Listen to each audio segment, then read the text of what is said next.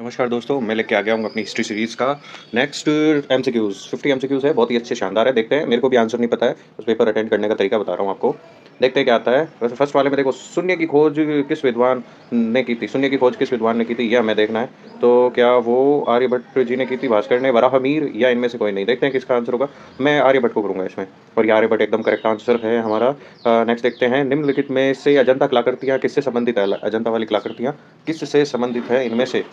इनमें से अजंता वाली, क्या वो मौर्य काल से है, बुद्ध काल से है, गुप्त काल से, हड़प्पा काल से? देखो, अजंता की कलाकृतियाँ मेरे हिसाब से गुप्त काल की होनी चाहिए, फिर देखा जाएगा अभी क्या आएगा। बिल्कुल सही है, ये गुप्त काल की है अजंता की कलाकृति। आपके आएगा भी एग्जाम में तो यही करना आपको।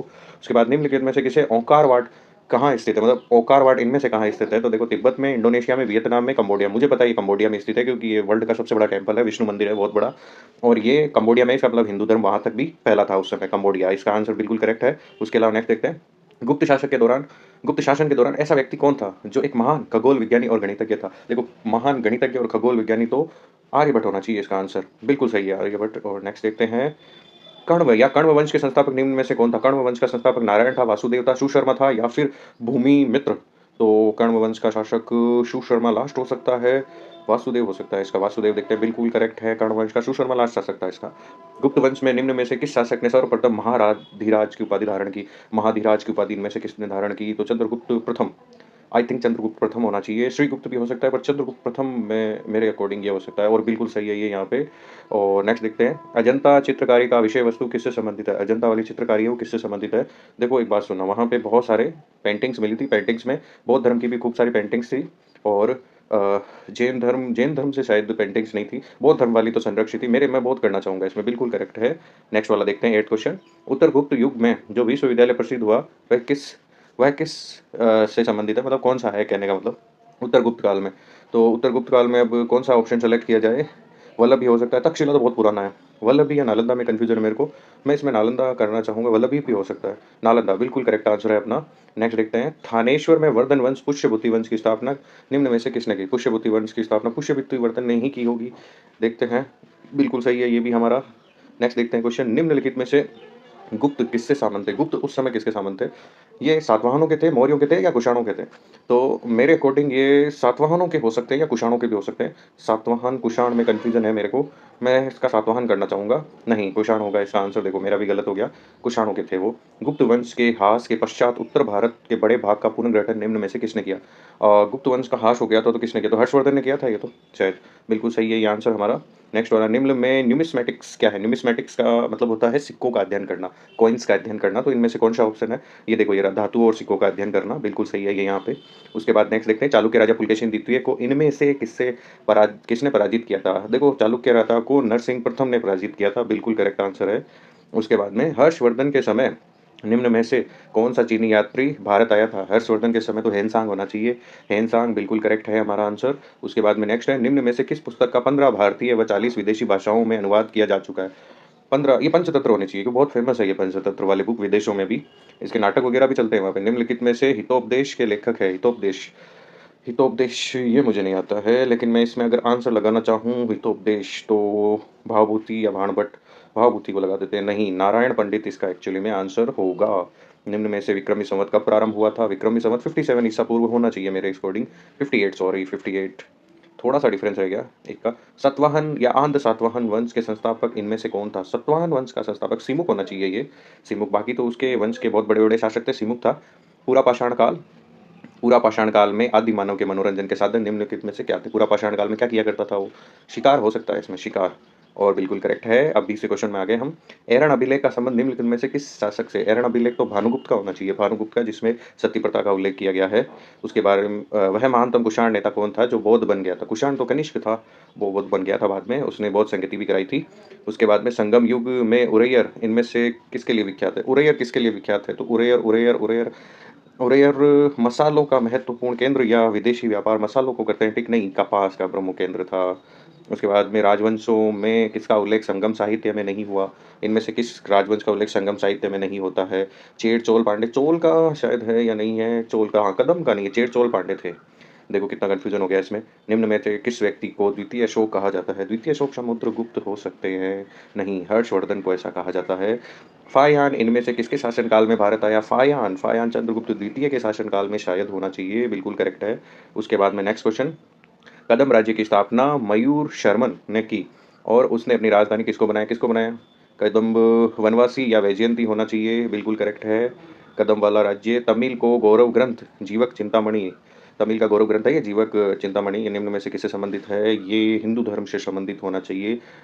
फिर देखते हैं, ओह! जैन धर्म से संबंधित है, ये भी याद रखने वाला फैक्ट है। निम्नलिखित में से सातवाहनों ने पहले स्थानीय अधिकारियों के रूप में काम किया था। सातवाहन किसके अधीन काम करते थे? ये था सातवाहन, मेरे अकॉर्डिंग तो मौर्यों के अधीन होने चाहिए। फिर देखते हैं, बिल्कुल मौर्यों के अधीन ये काम करते थे स्टार्टिंग में। निम्नलिखित में से किसे शक-लोक-उत्तरापथनाथ किसे कहा गया है? उत्तरापथनाथ कह रहा है ये, इसमें छुपा हुआ उत्तरापथनाथ। उत्तरापथनाथ तो हर्षवर्धन हो सकता है या कनिष्क हर्षवर्धन। बिल्कुल, बिल्कुल, बिल्कुल सही है ये हमारा। हेन-सांग ने निम्न में से किससे शिलादित्य कहा? किससे किससे तो लिखा हुआ है पर किससे शिलादित्य कहा? तो शिलादित्य शिलादित्य ये हर्षवर्धन हो सकता है या चंद्रगुप्त, अशोक हो सकता है। हर्षवर्धन, हर्षवर्धन को, बिल्कुल हर्षवर्धन को कहा उन्होंने। निम्नलिखित में से कौन संगम युगीन व्याकरण रचना सर्वाधिक महत्वपूर्ण रचना मानी जाती है? तोलकापियम का नाम मैं यहाँ पे सेलेक्ट करूंगा, बिल्कुल ये बहुत फेमस बुक है। उसके बाद में गुप्त वंश का वह राजा जो निम्न में से कौन सा था जिसने हूणों को भारत पर आक्रमण करने से रोका? देखो हूण एक बर्बर जाति थी, हूण बर्बर जाति को स्कंदगुप्त ने शायद रोका था, कुमारगुप्त या स्कंदगुप्त, बिल्कुल सही है, हूण वाला आक्रमण इसने ही रोका था। भीतरी के अभिलेख में लिखा हुआ है ऐसा। बाणभट्ट निम्न में से किस सम्राट के राज दरबारी थे? बाणभट्ट, बाणभट्ट हर्षवर्धन के होने चाहिए, करेक्ट है ये हमारा। उसके बाद में कुषाण काल के दौरान मूर्ति कला की गांधार शैली किसका मिश्रण है? गांधार शैली तो ग्रीक और भारत का होना चाहिए या ईरानी शैली का? ग्रीक और भारत या ईरानी, भारत और ईरानी, इनमें से एक फिल करना है मुझे। मैं ये वाला फिल करूँगा, बिल्कुल सही है, भारत और ग्रीक। 35वां क्वेश्चन है, निम्नलिखित में से किस इतिहासकार वी.ए. स्मिथ ने किसको विजयों से प्रभावित होकर उसे भारत का नेपोलियन कहा? देखो ये बहुत ईज़ी क्वेश्चन है। सिर्फ समुद्रगुप्त की विजयों से प्रभावित होकर विंसेंट स्मिथ ने उसे भारत का क्या कहा था? Samudragupta, sorry, Napoleon. हर्ष और पुलकेशिन द्वितीय के मध्य हुए संघर्ष की जानकारी कहाँ से मिलती है? ऐहोल अभिलेख से। ऐहोल अभिलेख करवाया था उन्होंने उस समय, पुलकेशिन द्वितीय का है। गुप्त राजवंश निम्न में से किसके लिए प्रसिद्ध था? गुप्त राजवंश किसके लिए प्रसिद्ध था? गुप्त राजवंश अपनी साम्राज्यवाद, नौ साहित्यकारी पे नहीं, कला और स्थापत्य होना चाहिए शायद, कंफर्म नहीं है। हाँ, कला और स्थापत्य इसका आंसर है, ठीक है। नेक्स्ट वाला देखते हैं, सम्राट हर्ष ने अपनी राजधानी थानेश्वर निम्न में से कहाँ स्थापित? थानेश्वर तो कन्नौज है, थानेश्वर के बाद सॉरी कन्नौज आया था। सम्राट ने अपनी राजधानी स्थापित की थी। प्रतापशील हूण हरिण केसरी महाराजा धीराज नामक उपाधि किसकी थी? जो हूण हरिण केसरी लिखा हुआ है, हूणों को हराने वाला, ऐसा कुछ तो कौन हो सकता है? आदित्यवर्धन, नरवर्धन, प्रभाकर वर्धन, इसमें मुझे भी कंफ्यूज, मैं आदित्यवर्धन के साथ जाऊंगा, नहीं प्रभाकर वर्धन होगा इसमें। उसके बाद में तमिल भाषा में मणिमेखलई नामक गौरव ग्रंथ इनमें से किससे संबंधित है? मणिमेखलई, देखो पहले जैन धर्म आया था लेकिन मुझे लग रहा है इस बार ये हिंदू धर्म होना चाहिए, नहीं बौद्ध धर्म, इसका मतलब हिंदू धर्म का क्वेश्चन पूछा ही नहीं है इन्होंने। कुछ विद्वानों के अनुसार कवि कालिदास निम्न में से किसके राजकवि थे? कवि कालिदास तो चंद्रगुप्त विक्रमादित्य के कवि थे, बिल्कुल करेक्ट है। उसके बाद में इनमें से नाट्यशास्त्र की रचना किसने की? नाट्यशास्त्र अश्वघोष होगा या अशोक घोष लिखा हुआ है इसमें। नाट्यशास्त्र की रचना भरत मुनि हो सकता है। फिर देखते हैं, भरत मुनि बिल्कुल करेक्ट है, नाट्यशास्त्र की रचना भरत मुनि की है। तोलकापियम ग्रंथ किससे संबंधित है? तोलकापियम तो व्याकरण और काव्य से संबंधित होना चाहिए, बिल्कुल करेक्ट है। 44वां क्वेश्चन हमारा, निम्नलिखित में से लाल चेर नाम से प्रसिद्ध एक चेर शासक कौन था जिसे कणगी यानी पत्तिनी के मंदिर का निर्माण करवाया था? पता तो नहीं है पर मैंने कारिकल का नाम बहुत सुना है, नहीं, शेन गुट्टू वन होगा इसका आंसर।